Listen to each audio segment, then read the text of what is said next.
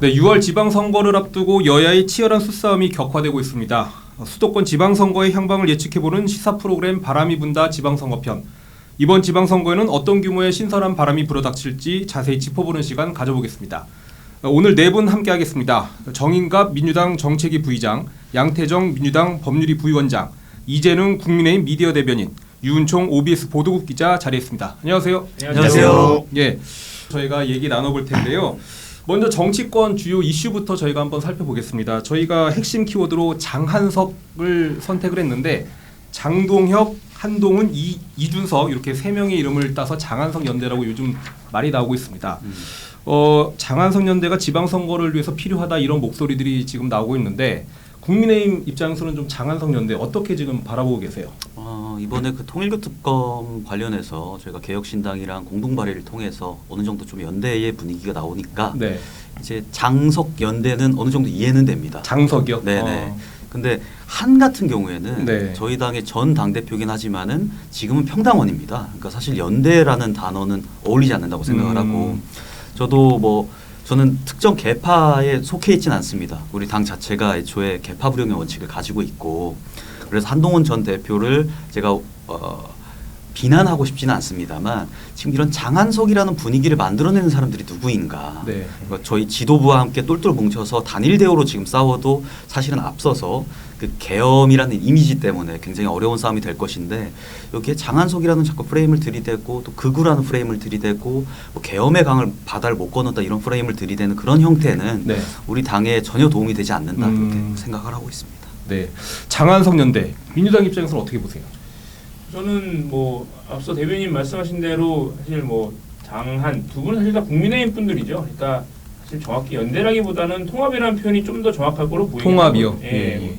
어차피 한 식구잖아요. 예. 근데 다만 이제 그 장동혁 대표께서도 사실 근데 한동훈 대표를 결국 이제 좀 포용을 하고 같이 싸워야 되는 그런 모습을 좀 보여주시기를 국민의힘 당원분들은 아마 대부분 기대하실 것 같아요. 근데 이제 뭐 그렇다기보다는 오히려 뭐 최근 당무감사위에서 계속 어떻게 보면 한동훈 그렇죠. 전 대표를 예. 공격을 하고 있고 찍어내기라고 예. 좀 보여지는데 예. 또 그런 또 한편 또 한동훈 전 대표도 장동혁 대표의 그런 지도부, 장동혁 체제를 그렇게 존중하고 있는 것 같지는 않아요. 그러니까 뭐 사실 뭐 공교롭게 날짜가 맞는 건지 모르겠지만 장동혁 대표께서 이제 필리버스터 뭐 거의 뭐 최장시간 24시간 하셨죠. 24시간 예, 넘게 했을 그 시간 한동훈 대표께서는 킨텍스에서 이제 토크 콘서트를 열고 계셔서 약간 대비되는 면이 있었거든요. 그래서 저는 저게 과연 조금 아쉽다. 이게 뭐 딱 그날 토크 콘서트 해야겠다 한 건 아니셨겠지만 이제 좀 그런 면에 있어서는 저는 최소한 어쨌든 지금은 장동혁 대표가 이끄는 국민의힘에 대해서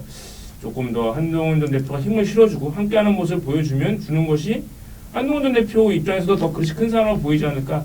좀 이런 모습이 있는데 네. 제가 왜 이런 국민의힘을 위한 이런 정을 드는지 모르겠습니다만. 네. 아 그렇군요. 네. 정인갑 부의장님도 좀 어떻게 좀 남다르게 바라보실 것 같은데요. 뭐 저희가 처음에 이제 바람개비 얘기를 하셨는데 그 바람개비는 바람이 불어야지 네. 돌아가는 거잖아요. 근데 이 장한석 연대는 저는 자연풍으로 돌아가는 게 아니고 뭐 특검이라는 뭐 특정 이벤트 뭐 이런 걸로 이제 여의도 기술자들이 억지로 만들어낸 좀 이런 기계적인 결합이다 이런 생각이 좀 들어요. 그리고 아무래도 이런 정치적인 조화들은 향기가 날 수가 없거든요. 그럼 또 유권자의 마음에 와닿을 수가 없는 거고. 네. 그리고 또 우리가 한동훈 전 대표하고 이제 우리 이준석 대표 지난 정부에서 물과 기름 같았던 존재들이잖아요. 그 날선 비난들 우리 국민들이 아직까지 생생하게 기억하고 계시기 때문에 이거를 원팀으로 갑자기 묶어낼 수 있는 것은 뭐 현실적으로 어렵지 않나 이렇게 생각하고 있습니다. 조금 비관적으로 보시는 거네요. 그러니까. 예, 저는 어렵다고 보고 있습니다. 예. 유은총 기자도 국회 출입하고 있는데 장한석 연대에 대해서 좀 여야의 말들이 오가고 있죠. 어떤가요? 예, 사실 그 장동혁 대표가 한동훈 원팀에 있었던 분이셔요. 그렇죠. 분이셨어요. 예.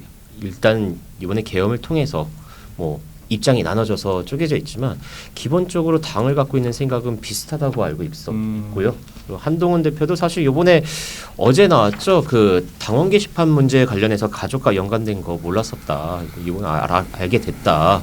하면서 사과 아닌 사과를 하는 모양새를 보였고 그런 부분에 있어서 그동안 소홀했던 둘 관계가 좀 좁아지지 않을까라는 시그널로 좀 보이고 있거든요. 공합이 될 것 같다. 예, 앞서서도 한동훈 예. 대표가 그 SNS를 통해서 이 장동혁 대표의 필리버스터를 가지고 이야기를 좀 많이 했습니다. 아 수고했다 정말 뭐 고생했다 이런 거는 어떻게 보면 한동훈 대표가 먼저 손을 좀 내밀지 않았나. 우리 일단 지선이 다가오고 선거에는 이겨야 되기 때문에 이런 부분에 있어서는 우리 다시 한번 만나보면 어떨까 이런 시그널이라고 좀 해석되고 있습니다. 알겠습니다. 제가 하나 좀 짚고 넘어가야 될 것이 있는 것이 네, 대변인님. 장동혁 대표는 한동훈의 원팀 출신이 아닙니다. 그러니까 지도부에서 중용을 받았던 사람인 것이지 개파 정치를 추구하는 분도 아니고요. 네. 그리고 둘째로는 지금 저희 당원 게시판 이슈가 어쨌든 지금 계속 나오고 있으니까 당원 게시판 사태 같은 경우에는 한동훈 전 대표를 찍어내려 한다기보다는 우리 당원들이 어떤 합리적인 근거를 가지고 이 조사를 요구를 하고 있지 않습니까? 당의 주인은 당원입니다. 네. 그러니까 당원들이 이 합리적인 근거를 가지고 조사를 하자, 그러니까 숙청을 하자가 아니라 응당 조사를 하자고 해서 저희가 원칙적으로 지금 조사를 하고 있는 것이고 이것이 여론조사까지 이어졌었는지에 대해서 명명백백히 밝혀야 될 책임이 당 대표에게는 있는 겁니다. 그래서 저희가 조사를 하고 있는 것이지. 여태까지 미뤄졌던 이 당원 게시판에 대한 사건을 조사하는 것이 한동훈 대표를 숙청하거나 목을 쳐내기 위함은 아니라는 점을 제가 다시 한번 짚어드립니다. 알겠습니다. 자, 그럼 다음은 통일교 특검으로 한번 넘어가 보겠습니다. 통일교 특검을 두고도 여야의 유불리가 지금 한창 그 계산이 빨라지고 있는데요. 아무래도 특검 정국이 이어질 것이라는 전망이 지금 우세합니다. 여기에 대해서 민주당 입장은 좀 어떤지 궁금한데요. 통일교 특검. 통일교 특검 해야죠. 예. 해야 되고 사실 정청래 지도부에서 뭐 통일교 특검 얘기 나왔을 때 하겠다라고 받은 걸 봐서는 최소한 뭐 민주당 최소한 뭐 정청래 지도부나 관련된 민주당 인사들은 이거에 대해서는 뭐 한적 부끄럼이 없다 이렇게 생각을 하고 있고요. 네. 근데 다만 저는 이거는 뭐 정치적 유불리의 문제가 아니라 만약 했을 때 민주당 인사들도 포함이 됐으면 당연히 수사받고 처벌받아야 된다고 생각을 해요. 이거는 사실 이제 종교가 정치에 개입을 해서 정말 이제 어떻게 보면 재정일치를 하려고 하는 게 아닌가 정도로 의심되는 사안이고 네. 이런 게 자꾸 있으니까 사실 정치는 삼류라는 얘기가 속설이 나온다고 생각을 하거든요. 이거는 정치적 유불리의 문제는 아니고 민주당이든 국민의힘이든 아니면 뭐 또 다른 인사라도 돈 받은 게 나왔으면 당연히 처벌받고 감옥 가야 됩니다. 대통령도 지금 어제도 그런 말씀을 하셨어요. 대통령도 뭐 지위 고하를 막론하고 수사 받아야 된다. 그런 얘기를 하셨거든요. 정의갑 부의장. 예, 맞습니다. 이거는 정치적인 유불리를 따질 문제는 결코 아니라고 생각이 들고요. 국가 시스템의 붕괴를 막느냐 못 막느냐 저는 그 문제라고 생각을 합니다. 우리 서양 속담에 방 안에 코끼리가 있다는 뭐 말이 있습니다. 그게 모두가 알지만 무서워서 너무 어려워서 건들지 못하는 문제라고 저는 생각을 하는데요. 이게 뭐 우리 언론 보도를 통해서도 이미 드러나고 있는데 우리 비상계엄뿐만 아니라 이제 뭐 중대한 국가적인 결단 뒤에는 뭐 특정 종교 세력이 있었다 이런 얘기들 우리 21세기 민주공화국에서 절대 있어서는 안 되는 일들이거든요. 우리 민주당 입장은 심플합니다. 이게 성역 없이 다 가자. 그래서 이제 통일교든 천공이든 뭐 신천지든 다 조사하면 됩니다. 그래서 대통령께서도 검경 합동 수사본부 지시하셨잖아요. 네. 이게 이제 특검 통과 때까지 기다리지 말고 더 빨리 서둘러서 바로 잡자. 뭐 이렇게 받아들이고 있습니다. 이게 국민들은 이미 누가 또 범인이고 네. 누가 옹호 세력인지 다 이해하고 지켜보실 거라고 생각합니다. 알겠습니다. 민주당 떳떳하기 때문에 통일교 특검 받았다. 네. 지금 그래서 특검 대 특검으로 지금 가는 양상인데 국민의힘도 그럼요. 예 벌 받을 사람 벌 받아야 되고요. 네. 잘못했으면 두들겨 맞아야 된다고 저도 두들겨 맞아야 생각을 합니다. 된다. 예. 예. 근데 일단 기본적으로 정교 분리를 해야 된다는 원칙에도 저희가 동의를 하는데 선택적 수사를 했다는 것이 저 제일 큰 문제라고 생각하거든요. 특검에서 네, 그러니까 통일교에서 애초에 권성동 의원의 어떤 의혹만을 가지고 그 국민의힘 당사를 압수수색하고 심지어는 당원들의 데이터베이스를 가지고 있는 그 민간 업체까지 압수수색을 하면서 국민의힘에 대한 사실상의 수사는 거의 끝난 상황이었단 말이에요. 그런데 민주당에 대해서는 14명, 15명의 전현직 정치인들이 거론이 됐음에도 불구하고 전혀 수사를 하지 않았다는 점. 그래서 선택적 수사에 대해서 저희가 문제 제기를 하고 민주당에 대해서도 당연히 잘못한 것이 있는지 조사를 해봐야 된다. 사실 이런 얘기를 했던 겁니다. 근데 이게 갑자기 또 특검의 추천권을 민주당이 들이대면서 이거는 민주당 쪽에서 원하는 식으로 원하는 방식대로 특검을 추천하겠다. 특검을 우리가 원하는 네. 방식대로 구성하겠다 이런 식으로 지금 주장을 하고 있는 것이거든요. 그러니까 본질적으로 지금 호도가 되고 있는 거라고 저희는 보고 있는 것이고요. 여기서 갑자기 또 신천지를 같이 그렇죠. 조사하자 이런 예. 얘기들이 나오고 있는데 예. 신천지라면 사실 되게 뜬금없지 않습니까? 예컨대 뜬금없다. 예, 정교분리 원칙에 있어서 정치적으로 문제가 되는 사안이 발생했다고 하면 신천지가 아니라 대순진리회를 넣었어야 되는 겁니다. 그러니까 대순진리예요. 네. 그러니까 저희 대장동 일당 예. 그 검사들이 제기한 공소장을 보면요, 뭐 사실관계가 적혀 있지 않습니까? 거기 보면 이재명 대통령이 그 경기도지사 시절에 대순진리회에 그 대장동 일당들이 금전을 보내고 그리고 선거 도움을 받았다는 것이 명시가 되어 있습니다. 그러니까 이렇게 이미 드러난 사실에 대해서 저희가 조사를 해야 되는 것이지 뜬금없이 신천지를 거기다가 집어넣는 것은 저는 이것도 또한 본질을 호도하기 위한 방법으로 여겨진다고 보는 겁니다. 그렇다면 특검 지금 얘기 잠깐 좀 연장을 해보면 특검이 아무래도 지방선거까지 좀 연결이 될 수밖에 없는 지금 시기 같아요. 지방선거에까지 좀 영향이 있을 것 같은데 민주당에서는 좀 어떻게 생각하시는지 짧게 좀 말씀 좀 해주실까요? 뭐 특검 수사 결과에 따라서 네. 달라질 걸로 보이는데요. 어쨌든 지금 드러난 의혹들을 봐서는 사실 민주당이 불리할 게 없다고 생각합니다. 최소한 뭐 지금 정치 활동을 하고 있는 현역 의원이라든가 뭐 아니면은 뭐 지금 뭐 대통령실이나 청와대에 가 있는 주요 인사들에 대한 내용은 나오지 않고 있고 어쨌든 기본적으로 통일교가 국민의힘과 더 가깝고 특히 뭐 그 한학자 총재가 이제 국민의힘 쪽을 윤석열 전 대통령을 선택했다는 네. 그런 식의 기사도 나오고 있기 때문에 민주당 입장에서는 뭐 자체가 이 특검 자체가 뭐 지방선거를 위해서 하는 건 아니지만 그렇죠. 어쨌든 뭐 이게 계속된다고 해서 불리할 건 없다는 입장입니다. 예. 국민의힘도 마찬가지신가요? 지방선거에 그렇죠. 영향이 좀 있을까요? 영향이 많이 있을 거라고 보고요. 아, 그러세요? 그리고 통일교는 뭐 저와 우리 국민의힘과 민주당의 의견과는 다르게 통일교 안에서 이미 윤영호 본부장이 우리는 민주당과 더 가깝다. 민주당과 더 가까웠다라고 얘기를 했었습니다. 그렇기 때문에 국민의힘과 더 가깝다는 얘기는 사실 맞지 않는 것 같고요. 전반적으로 이 특검이라는 것이요. 보통 전 세계적으로 이 야당이 정부와 행정부의 권력을 견제하기 위해서 만드는 것입니다. 네. 그런데 우리나라에서 지금 올해 들어 생긴 특검이 5개인데 3개 특검 플러스 뭐 쿠팡이랑 관봉권 띠지 특검까지 지금 들어가 있는데 이것들은 전부 다 여당이 여당 위주로 여당을 위한 기능들을 그동안 해왔단 말이에요. 실제로 기소된 내용들도 양당을 전부 견제하기 위한 그런 수사들을 했던 네. 것이 아니라 전부 여당을 향한 그런 수사를 했기 때문에 이 특검이 앞으로 그러니까 민주당이 특검을 가지고 내년 지방선거까지 계속해서 본인들의 칼로 이용할 것은 명백하다. 저는 이렇게 생각하고 있습니다. 네, 지방선거에 뇌관이 될 가능성이 있어 보입니다. 네, 그럼 다음 주제로 넘어가 보겠습니다. 지금 윤석열 전 대통령 특검에서 징역 10년을 구형했습니다. 지방선거를 앞두고 아무래도 국민의힘으로서는 악재라는 그런 분석이 나오고 있거든요. 네, 이재명 대변인님, 네. 징역 10년 구형 어떻게 평가하세요? 재판부에서 어떤 결과가 나올지를 저희가 지켜봐야 되는 것이고 특검이 특검이 구형하는 것은 제가 앞서 말씀드린 것처럼 선택적 수사 그리고 야당 탄압을 위한 수사적 이미지가 강하기 때문에 사실 구형 자체는 저희는 크게 의미를 두고 있지 의미가 않습니다. 없다. 예. 근데 전반적으로 이 지금 구형이라든지 아니면 수사 과정이라든지 이런 것들이 내년 지방선거까지 계속해서 마타도어로서 이용이 될 텐데 저는 그것은 좀 적절치 않아 보인다. 저희가 계엄의 바다를 건널 필요가 있고 이미 저희 내일이 되면 계엄이 벌써 재작년 일이 되는 겁니다. 재작년에 있었던 일을 가지고 계속해서 이 선거를 이용해서 이용하는 것들은 여야를 막론하고 국민들이 보시기에 적절치 않아 보일 수 있다. 이런 말씀도 첨언드리고 싶습니다. 네, 정인갑 부의장님 징역 네. 10년 구형 뭐 적다고 보세요? 많다고 보세요? 일각에서는 이제 구형이 약하다고 보는 분들이 네. 계세요. 근데 이거는 다만 이제 내란 수괴로서의 뿌리와 몸통에 대한 결과가 아니라 곁가지의 하나의 결과로 보시면 될 것 네네. 같습니다. 이제 이게 우리 내란 수괴로서의 이제 제대로 된 판결이 나오면 저는 아마 무기징역이요? 무기징역까지도 나올 수 있을 거라고 저는 보고 있고요. 뭐 법적인 판단은 물론 판사의 망치 끝에서 나오는 것이지만 정치적이고 역사적인 심판은 이미 끝난 상황입니다. 이게 국민이 위임해준 권력으로 국민을 겁박하고 총구를 겨눈 상황이기 때문에 헌정사에 씻을 수 없는 오점으로 지금 남아 있는데요. 이번 지방선거에서도 역시 유권자들께서 당연히 그걸 잊지 않고 계속 기억하고 계실 겁니다. 이게 다시는 우리는 그러한 무모한 시대로 돌아가지 않기 위해서 우리 민주당도 최선을 다해서 준비하도록 하겠습니다. 좀 반면교사를 삼을 필요가 있다. 예. 양태정 변호사님도 좀 특검의 구형량 보셨을 텐데 뭐 향후 전망을 좀 해주신다면요. 이게 지방선거 관련해서.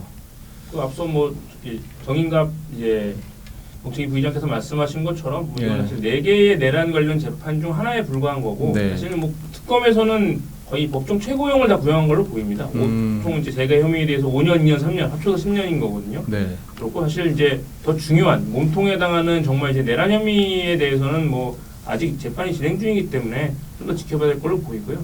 사실 이 부분은 뭐 윤석열 전 대통령의 뭐 혐의, 이제 물론 이제 아직 판결 선고 전이긴 하지만 유죄로 인정된다면은 뭐 지금 뭐 법정 최고형 거의 뭐 무기징역까지도 충분히 나올 수 있는 사안이다. 예. 뭐 혹자들은 뭐 사형까지도 얘기하시는 분들이 있지만 예. 뭐 사실상 뭐 사형이 지금 집행되고 있지 않기 때문에 네. 최소한 사법부에서 이런 헌법 소구지를 보여주려면 법정 최고형을 선고하는 것이 바람직하다라고 생각합니다. 네, 알겠습니다. 민주당으로서는 좀 아픈 얘기가 될 수밖에 없을 것 같은데요. 지금 사생활 논란에 휩싸인 김병기 민주당 의원 결국 원내대표직에서 물러났거든요.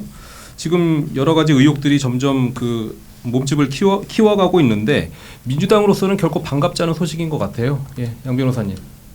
그렇죠. 뭐 사실 국민들께 굉장히 저는 죄송한 사안이고요. 특히 이제 뭐 김병기 전 원내대표께서 근데 지금이라도 사퇴를 하신 건 굉장히 잘한 선택이라고 생각합니다. 잘했다. 예. 이걸 만약 더 계속 뭐 사퇴를 안 하고 있었으면은 사실 지금 모든 거의 대부분의 이슈가 이 김병기 전 원내대표의 여러 가지 의혹들로 덮여있기 때문에 사실 뭐 지금 정부라든가 청와대 그리고 뭐 이제 여당에서 하고 있는 정책적인 거에 대한 기사가 네. 나오지 않고 있거든요. 예. 그렇기 때문에 국민들의 알 권리 측면에서도 빨리 사퇴를 하시고 억울한 점이 많다고 생각을 해요. 그러니까 특히 뭐 이제 뭐 김병기 전 원내대표 뭐 배우자가 뭐 부연 업무 추진이 있었다 이런 예. 거는 과거 경찰에서 이미 다뤄줬던 사안이고 저는 이제 무혐의를 끝났다고 알고 있는데 뭐 계속 이런 게 나오고 있는 상황에서는 원내대표를 사퇴하고 대응을 하셔서 억울함을 푸시는 게 맞다라고 보이고요. 예. 다만 이제 뭐 녹취록 이제 1억 원 공천원금 이런 문제 같은 경우에는 이거는 뭐 여야를 가리지 않고 우리 만약에 돈 준 게 사실이라고 하면은 당연히 수사를 받고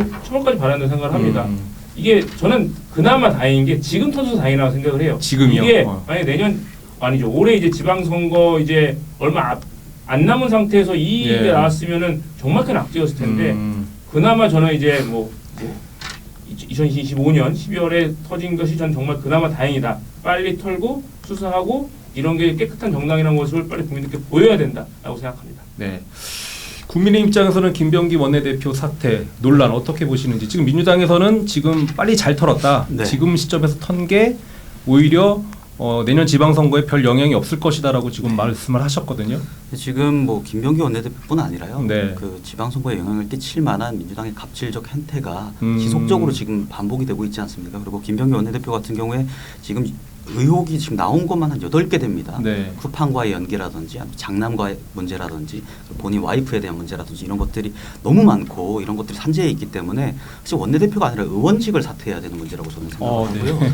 둘째로는 김병기 원내대표와 그러니까 명청 갈등이 지금 민주당에서 굉장히 부각이 되고 있지 않습니까? 네. 이 명청 갈등이 김병기 정청래 대표가 당선될 때부터 나오던 얘기거든요. 그러니까 우리 국민의힘의 윤한 갈등보다 훨씬 더 격한 갈등이 있다고 예. 그 전당대회 당시부터 얘기가 나왔던 만큼 앞으로 더욱 많은 의혹들과 더욱 많은 안 좋은 점들이 공개가 될 것으로 저는 예상을 하기 때문에 내년 지방선거에서는 더욱 악영향으로 또 끼칠 가능성이 높아진다라고 생각을 해요. 그러니까 대장동 사건, 이재명 전 대통령의 대장동 사건 같은 경우에도 민주당 내의 경쟁 관계 안에서 비롯됐던 그렇죠. 것이거든요. 예. 그러니까 이번에도 지방선거를 앞두고 새로운 사실들이 추가적으로 발굴될 것으로 보이고 그리고 개인적으로는 이제 기자님들 사이에서도 많은 지금 얘기들이 나오고 있고 취재 중에 있는 걸로 알고 있습니다만 김병기 원내대표 관련해서 훨씬 더 많은 지금 비리 의혹들이 지금 등장할 것으로 예상하고 있습니다. 예. 정인갑 부의장님 지금 뭐 의원직 사퇴까지 해야 될 사안이다 이렇게까지 지금 국민의힘에서는 얘기를 하고 있거든요. 예. 우선은 뭐 추가적인 뭐 조사 상황들을 좀 지켜봐야 될 거고요. 근데 예. 뭐 한편으로 전 또 다행인 건 이 사태를 대하는 태도와 속도를 좀 바라봐 주셨으면 좋겠습니다. 이제 예전에는 이런 일이 터지면 여야 할 것 없이 다 정치 공작, 뭐 음모다 하면서 예. 이렇게 몇 달씩 끌고 갔었거든요.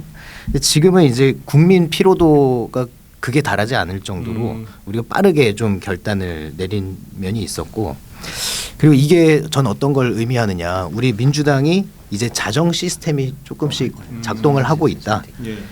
또 읍참마속이라는 말이 있지 않습니까? 우리 살을 도려내는 아픔이 있어도 원칙을 지키겠다는 게 우리 민주당의 기조입니다. 그래서 이제 이번 기회로 우리가 전화위복 그리고 또 무서운 쇄신을 국민들께 보여드리는 기회로 삼아야 된다 이렇게 생각을 하고 있습니다. 예.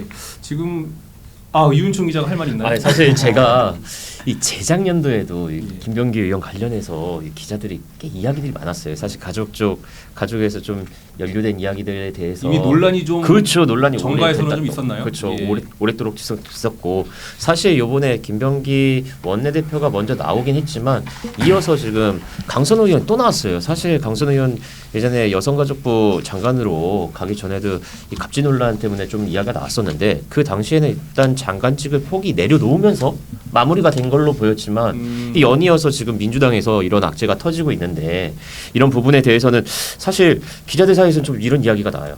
이게 김병기에서 끝날까? 김병기 의원에서 끝날까? 아니면은 이게 또 추가적으로 지금 나오지 않고 있는 다른 의원들의 사실 보좌진과 의원 관계에 대해서 또 개선되기 위해서라도 더 이야기들이 나오지 않을까라는 갑질이라고까지 표현하셨잖아요. 사실 좀 이 의원회관 내에서 유명한 의원실이 좀 있어요. 몇 명 있나요? 예, 여기 지금 돌아가나요? 돌아가나요? 예. 저희가 이제 풍문에서 들은 이야기들은 이제 돌아가는데요. 그 의원실에서 이 보좌진을 대하는 태도에 대해서 문제가 많은 의원실이 있었는데 웬만하면은 이제 모시는 어른이고 그리고 또 같이 네. 한 그 정당 그러니까 보는 방향이 같기 때문에 참아오던 분들이 있었거든요. 사실 그게 초발적으로 터지게 된 게 이제 강선우 의원 사태였던 그렇죠. 거죠. 예, 예. 네, 사실 근데 이번에 김병기 원내대표 사태를 보면서도 야 이거 큰일 났다. 이거 계속 터질 텐데 뭐 사실 민주당만의 이야기도 아니고 국민의힘의 이야기만은 아니지만 그래도 사람이 많은 쪽이 많이 나오지 않을까. 좀 그 부분에 대해서는 좀 조사가 더 필요하지 않나. 그리고 앞으로도 계속 쭉쭉 나오지 않을까라는 약간 의심 아닌 의심을 하고 있어요. 좀. 그러니까 강선우 의원과의 지금 연관성, 연결고리 이런 것들이 지금 그렇죠. 서서히 드러나고 있거든요. 민주당 입장에서 좀 대응이 필요해 보이는데 어떠세요? 뭐 저는 그나마 강선우 의원께서 여가부 장관이 아닌 게 다행이다 생각을 하였습니다. 만약에 예. 현직 장관이었는데 이제 그런 녹취록이 나왔다고 하면은 이재명 정부의 악재가 될 거는 뭐 자명한 사실이니까 그렇죠. 그 점은 다행이라고 생각을 하고요. 저는 뭐 사실 그 녹취록 내용을 보면은 뭐 강선우 의원의 처신도 좀 아쉬운 면은 있지만 결국 사실 뭐 근데 불러줬다는 거 아니겠습니까? 해명을 보면. 근데 이제 뭐 김경 이제 시의원 지금 탈당해서 무소속으로 계시지만 예. 그분은 뭐 과연 이거를 모르겠어요. 해명만 봐서는 이거를 돈 자체 준 적이 없다는 건지 아니면 그 공청 관련해서 준 적이 없다라고 해서 약간 이제 본인을 면피하기 위해서 네. 약간 말을 돌리시는 건지 모르기 때문에 이거는 뭐 당연히 수사할 상황이고 빠르게 수사를 해서 빠르게 결과를 나와야 된다고 생각을 합니다. 그래야 올해 지방선거에서 민주당이 잘못한 게 있으면은 빨리 국민들께 처리를 맡고 잘못한 게 없으면 떳떳하게 선거에 임해야 되지 않나 이런 생각입니다. 네. 국민의힘 입장에서는 또 이번 사안을 가벼이 볼 사안이 아닌 것 같거든요. 네. 예. 그러니까 갑질 논란부터 말씀드리자면 여야를 막론하고 갑질을 하는 의원들 같은 경우에는 다 단죄를 해야 된다고 생각을 합니다. 단죄를 해야 된다. 예, 이번에 저희 뭐 강선우 의원 얘기도 하셨고 김병기 의원 얘기도 있지만은 저희 당에도 사실 그런 사람들이 있어요. 제가 내부 총질을 좀 하자면 네. 그 과거 허은하 전 의원 같은 경우에 민주당으로 가셨잖아요. 예. 저희 쪽입니다. 네. 3대 천왕으로 불렸었거든요. 3대 천왕이란 말이 있었어요. 예, 그 보좌관들 사이에 저 의원실은 가면 안 된다. 아. 저 의원실은 갑질이 너무 강하다 했던 의원 중에 하나였고 예. 둘째로는 지금 이해운 전 의원 같은 경우에도 그것도 저희 민주당 보좌관 지금 다 이쪽으로 넘어가신 분들 말씀하시네요. 네, 예, 제가 어쩔 수 없이 예. 내부 총질이 아닌데 외부 총질인데. 아직은 저희 그 청문회를 안 했기 때문에 인선이 네. 안 됐기 때문에 저희 당 사람이라고 저는 생각을 하고 근데 네. 이해운 의원 같은 경우에도 아마 오늘 내일 중으로 상당한 기사들이 나올 것으로 예상을 하고 있어요. 아 그런가요? 왜냐하면 아까 말씀하셨던 김병기 의원뿐 아니라 이해운 의원 같은 경우에도 저희가 쉬쉬했던 측면들이 있는 것이지 보좌관들 사이에서 악명이 높았었거든요. 그렇기 때문에 그 갑질 논란들 그리고 저도 사실 몇 가지 사건들을 알고 있습니다만 기자들에게 제보한 바도 있고요. 보좌관들이 아마 좀 그런 것들이 나오지 않을까. 그러니까 여야를 막론하고 저는 이렇게 갑질을 하는 의원들 같은 경우에는 철저하게 단죄를 해야 되고 엄중히 죄를 물어야 된다라고 생각을 하고요. 네. 3대 천왕이라고 하셨잖아요. 근데 2명만 말씀하셨어요. 예, 한 명은 제가 모르고 있어서 한 명은 제가 넘어가겠습니다. 취재를 한번 해야 되겠는데요. 윤총 기자 다음 주에 3대 천왕 알려주세요. 알겠습니다. 예. 뭐 그러면은 저기 김병기 원내대표 사태 관련된 얘기는 여기까지 하고요. 다음 한번 넘어가 보겠습니다. 이재명 대통령이 기획예산처 장관 후보자에 방금 얘기하신 이해운 전 의원을 지명했습니다. 뭐 신의 한 수다 아니면 보수 진영 흔들기다 뭐 이런 여러 가지 분석들이 나오고 있는데 이건 국민의힘 저기 우리 대변인부터 말씀을 제가 한번 여쭤볼게요. 이해운 전 의원의 기획예산처 장관 지명 네. 중도층 잡기를 위한 걸까요? 아니면 어떤 다른 포석이 있는 걸까요? 어떻게 보세요? 예. 보수 진영 흔들기라고 저는 생각을 하고요. 둘째로는 지금 이재명 정부가 확장 재정을 공격적으로 지금 펼치고 있습니다. 우리나라 지금 국채가 1,100조였던 것이 이재명 정부 들어서 1,400조가 됐고 그럼에도 불구하고 매년 110조에 달하는 국채를 지금 찍어내겠다고 할 정도로 네. 어떤 이런 망국적 포퓰리즘 정책을 계속 고수할 예정으로 보이거든요.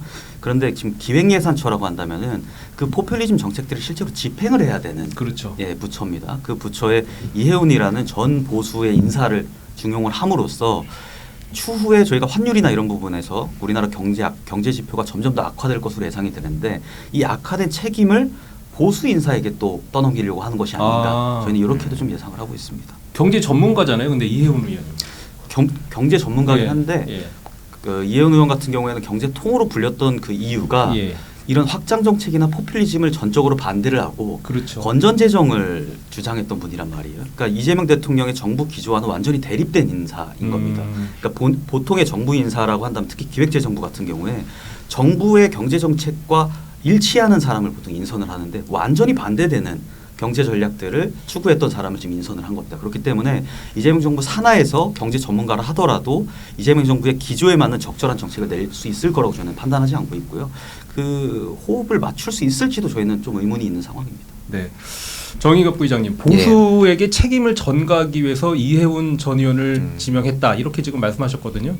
근데 저는 책임 전가나 이게 흔들기로 그냥 폄하하기에는 이 김성식, 이해운 두 분의 무게감이 굉장히 커요.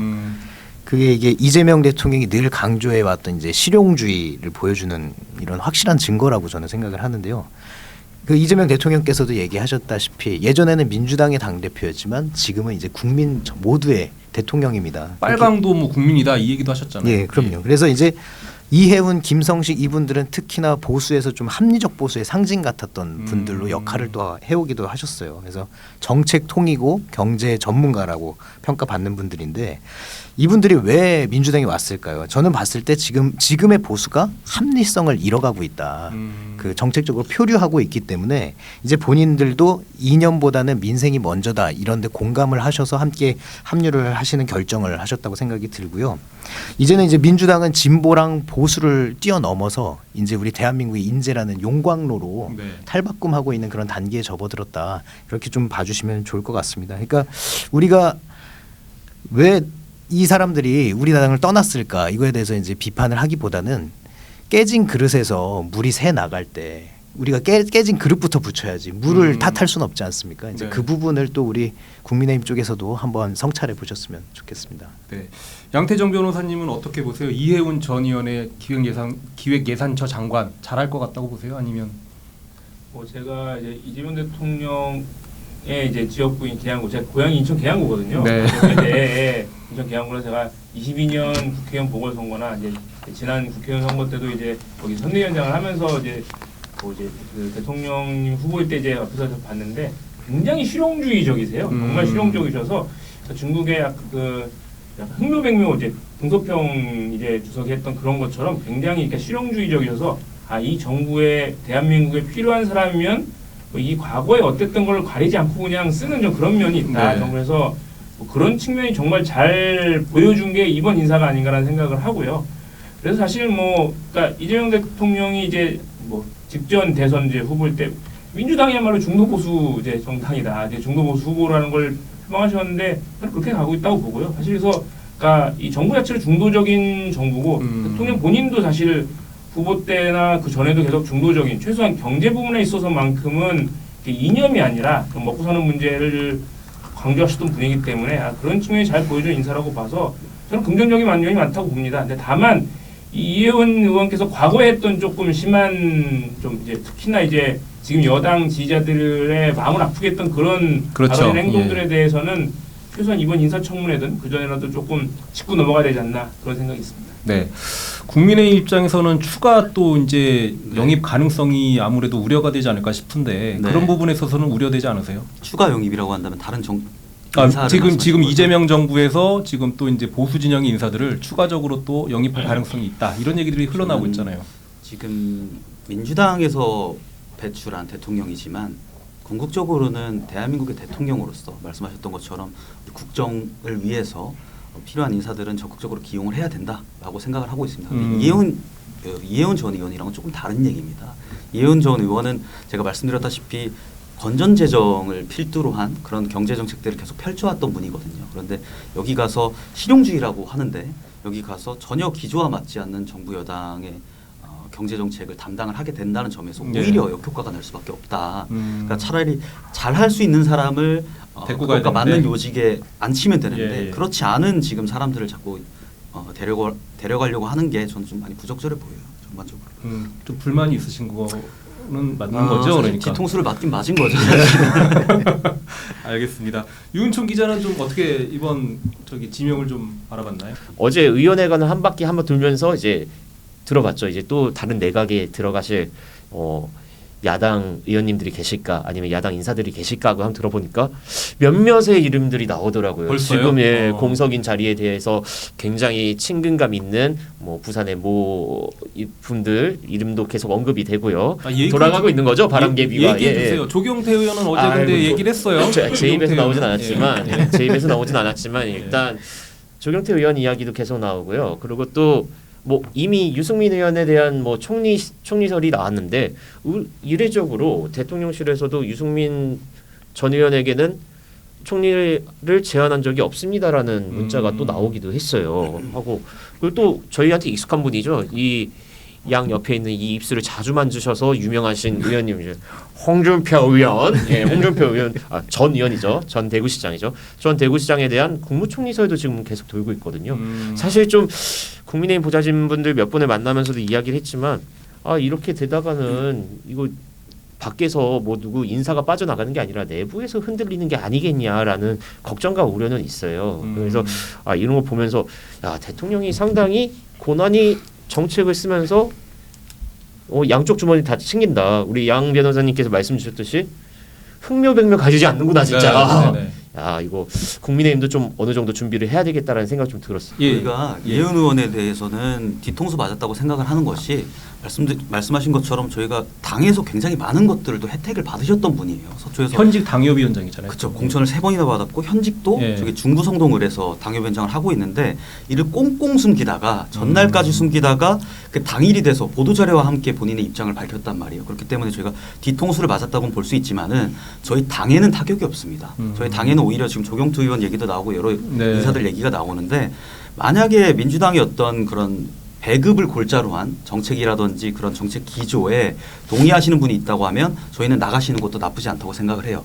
오히려 우리 당이 지금 몇 개 튀는 여론조사를 제외하면 대부분 30% 후반대에 지금 지지율이 폭등을 하고 있고 또 100만 책임당원이라는 대한민국 역사상 이 보수 정당의 지금 최대 인원을 또 끌어모으면서 당이 단일 대우로 지금 똘똘 뭉쳐서 싸울 준비를 마치고 있는 상황이거든요.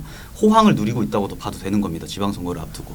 그런 상황에서 만약에 아직도 계엄 얘기만 맨날 하고 네. 재작년에 있었던 계엄 얘기만 맨날 하고 당의 지도부를 흔들고 그리고 이런 확장 재정이라든지 지금 국가 경제가 위기가 오고 있는데 이런 상황에서 계속 저쪽 그 포퓰리즘 정책에 동의하시는 분들이 있다고 하면 저희는 적극적으로 나가라고 오히려 권유까지 하고 싶을 정도로 타격은 없다 이런 말씀 드리고 싶습니다. 당성을 아주 굉장히 강조하시고 계십니다. 뭐 풍문으로 예, 그럼 들은 정의가 부장님. 얘기인데 우리 국민의힘 소속의 이제 국회의원님들이 지금 좀 걱정을 많이 하고 계시대요. 왜냐하면 이제 이해운 이제 후보자가 장관에 임명이 되고 나면 국회의원들은 국비를 따서 지역에다가 우리 투입을 해야 되지 않습니까? 그렇죠. 예. 그 막강한 권한을 갖는 자리거든요. 근데 만약에 청문회에서 나를 굉장히 세웠다가 이게 만약 그 청문회 통과가 되고 났을 때 나중에는 또 이제 이해운 장관하고 협력해서 국비를 따와야 되는 상황들이 올 거예요. 찍힐까봐. 예, 그 상황들을 좀